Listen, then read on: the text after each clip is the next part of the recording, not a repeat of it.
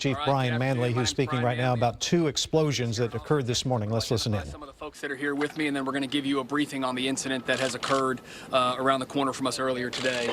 To my right, I have the city manager, Spencer Cronk. I have the mayor, Steve Adler. John Scata is the assistant resident agent in charge for the FBI, and I have Frank Ortega, who's the assistant special agent in charge for the ATF, and then Ray Ariano, the assistant city manager, along with members of APD's executive and command staff. Austin Police received a call today at 11:50 a.m. Our call came to the 6700 block of Galindo, and we received multiple calls regarding an explosion that had taken place at a residence in the 6700 block. A few of those calls indicated that there was a victim that had been injured in this explosion.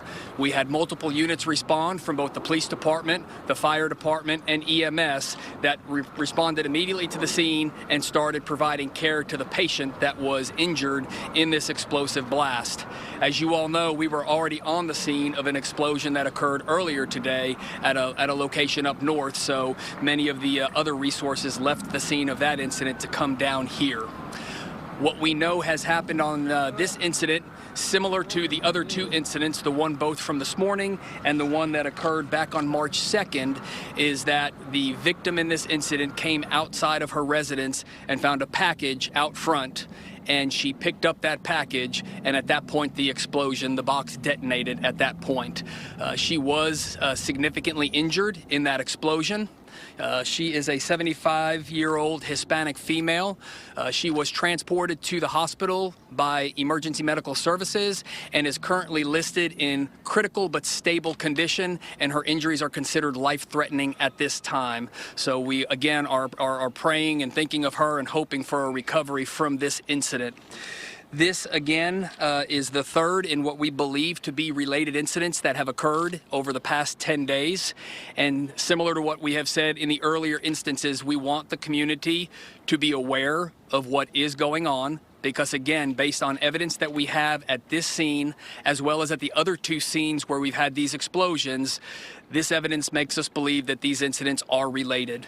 We do not have a specific victimology or ideology that we have identified, so assigning a motive to this at this point we're not possible to do that based on the stage that we're at in the investigation. We are not ruling anything out at this point, because when you rule something out, you limit your focus of the investigation and you might miss something. So at this point, we are willing to investigate any avenue that may be involved in behind these attacks, and we are imploring the community, if you know anything about these attacks, it is imperative that you come forward and that you let us know. We are having innocent people getting hurt across this community, and it is important that we come together as a community and solve this. We have the continued support and partnership with all of our federal agencies. The Alcohol, Tobacco, Firearms, Explosives Division is here, along with the FBI, the United States Postal Service, and many other agencies are working with us. We currently have the evidence response team from FBI San Antonio and Austin. They now have their Dallas team coming here to assist us as well. And the ATF is bringing in their national response team to Austin in addition, to help support us as we go through this investigation. We are putting together a task force that will work jointly until we conclude this investigation and we arrest the person or persons responsible, and we will leave no stone unturned, because we are not going to allow this to go on in our city. That being said, this will be a lengthy investigation, putting all of this evidence together as we work towards a conclusion. All three incidents that have occurred to this point have all occurred at residences, and we don't want to have people be overly alarmed, but it is important that people be vigilant and be aware for things that look suspicious.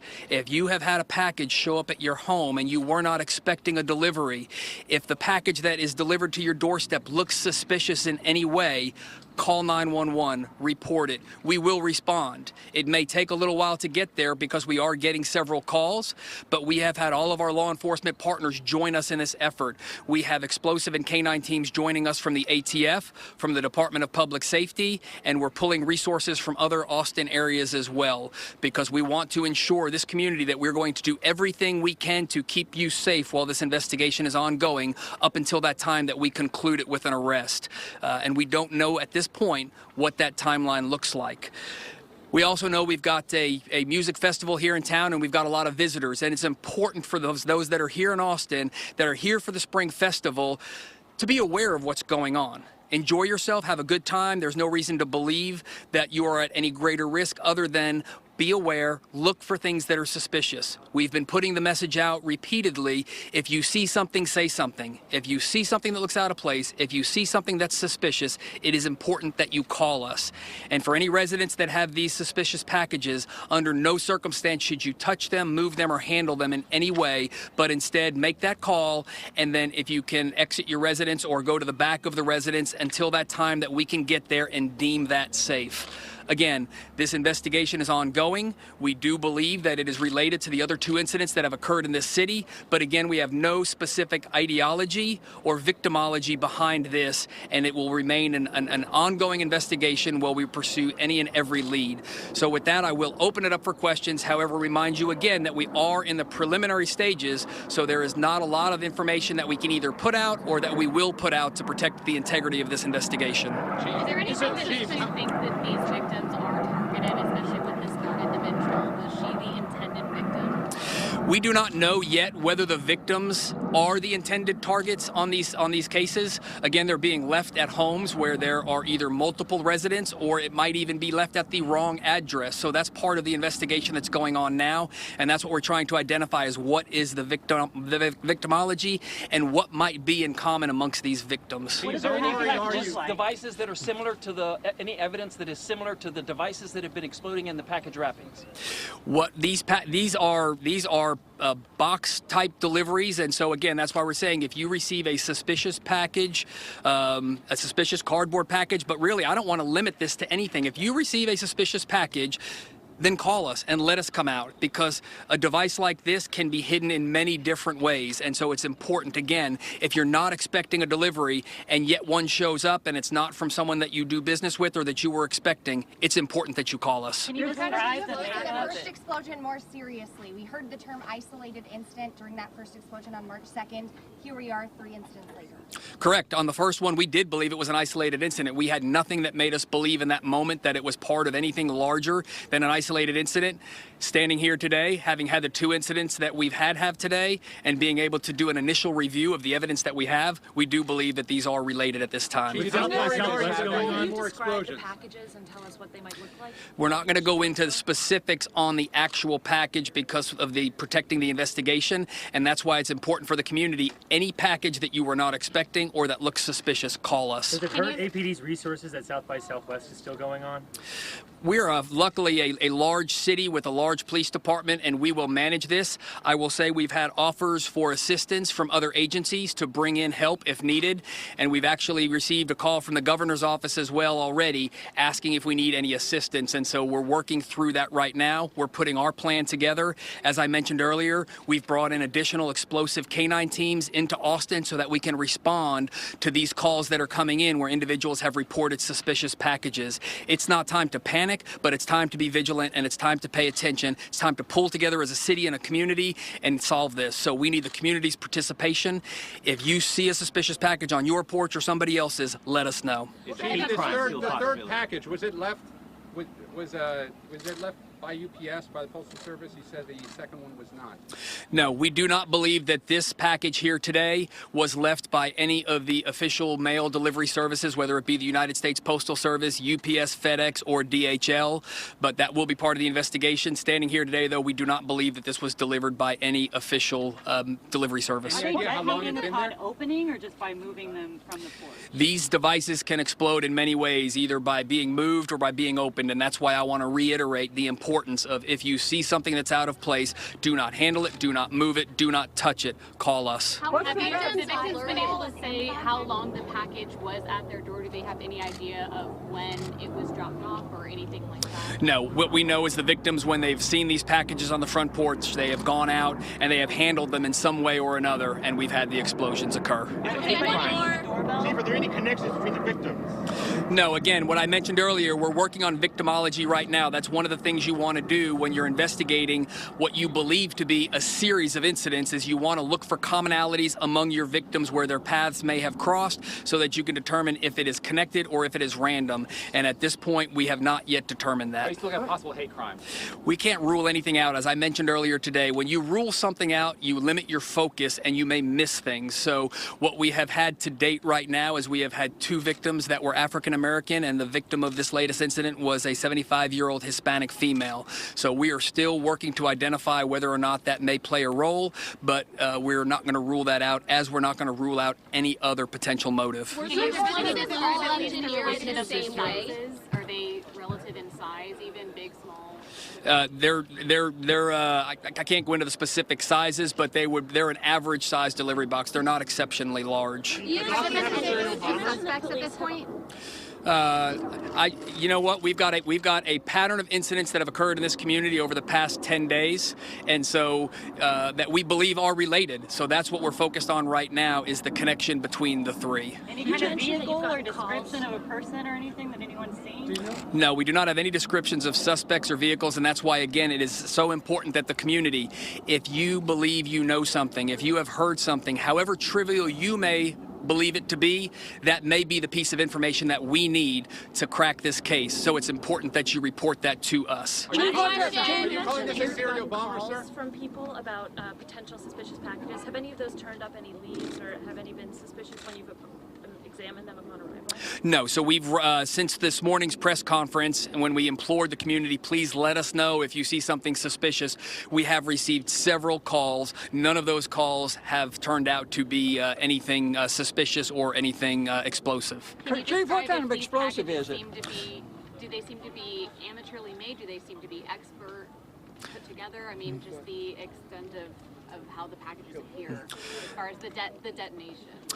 You know, the bomb techs are putting all this together, and that's really for the experts, the ATF and my bomb squad. But what we do know is we have an individual that has the ability to construct these bombs and to have them successfully detonate and cause what we've seen so far, serious injury and loss of life. What type of explosive is it, and is it the same in each instance? That's part of the ongoing investigation. There's a lot of analysis that has to go into the chemical composition, and we have not yet determined what they're using as the explosive charge. Chief, are you calling this a serial bomber case? We're not calling it a serial bomber, but we have a pattern of instances that have occurred in the community that we're very concerned about, and that we have brought all of the resources possible to bear. What the community, number one, we want them to be vigilant, but we also want them to understand that there is no stone that will be left unturned, and what you have seen behind us here, as well as at the other scene, is a complete cooperative effort between the federal agencies, the local agencies, and we are now cooperating and being provided assistance through the state agencies as well. This is of the interest to all of law enforcement, because this is someone that everyone wants to see put to an end and stop these bombs. How powerful are these explosives? Like, what is the circumference of the ground that these explosives are covering? Like, are these very powerful explosives? Is that surprising to you? Yeah, these explosions are obviously powerful enough. You all saw what happened at the initial incident 10 days ago, that it caused significant damage to that front porch area, and there was significant damage done this morning as well. So these are very powerful devices, and that's why, again, it is so imperative that no one attempts to touch, move, or handle one of these packages if you come across it. What does that say about the person that's making these bombs? I mean, if they're this powerful, what kind of expertise does someone have to engineer something like this, pull it off, be able to deliver it without detonating it? Again, as I said earlier, that's what the bomb technicians and the ATF are working on right now. However, there is a certain level of skill that is required to put a device like this together successfully, and then to have it detonate in the manner in which these are, and to cause the significant injuries and death that they have. Are they ringing the doorbell? No, they're not ringing the doorbell. These the residents are coming out and finding these packages on their doorsteps. Thank you very much. Chief, is there any link between the victims? Austin's interim police chief Brian Manley concluding a news conference near 6700 block of Galindo Street. That's near Montopolis Drive and Riverside Drive, the site of a third package explosion within the last 10 days, the second today in the city of Austin. This first one happened this morning at 6:45 in the 4800 block of Old Fort Hill Drive. That's between 51st Street and Martin Luther King. A 17-year-old boy was killed in that explosion. A woman in her 40s was injured. This happened when they went out and saw a package in front of their home. They brought the package inside into their kitchen area, and the device blew up, killing that 17-year-old man and that 40-year-old woman in the hospital. Today's explosion comes just 10 days after a package exploded on the doorstep of a home on Haverford Drive, which the chief alluded to, killing a man there, 39-year-old Anthony House. Manley says all three explosions are linked, and that he has formed a joint task force to get to the bottom of this and try to stop it. As you heard, Chief Manley is urging everyone in Austin to be cautious of unexpected packages that are left on your doorstep. They say that they do not ring the doorbell, that the device is just left in your yard or on the front porch. And the city of Austin has at least 27 calls about suspicious packages reported since 8 o'clock this morning, and certainly that number will be going up. The governor of Texas now offering a $15,000 reward for any information for apprehending the persons or persons responsible for all of this. We'll continue to follow this investigation here on KXAN, and we'll see you at KXAN.com as well. Up next, Dr. Phil will have more on KXAN News tonight at 5 and 6.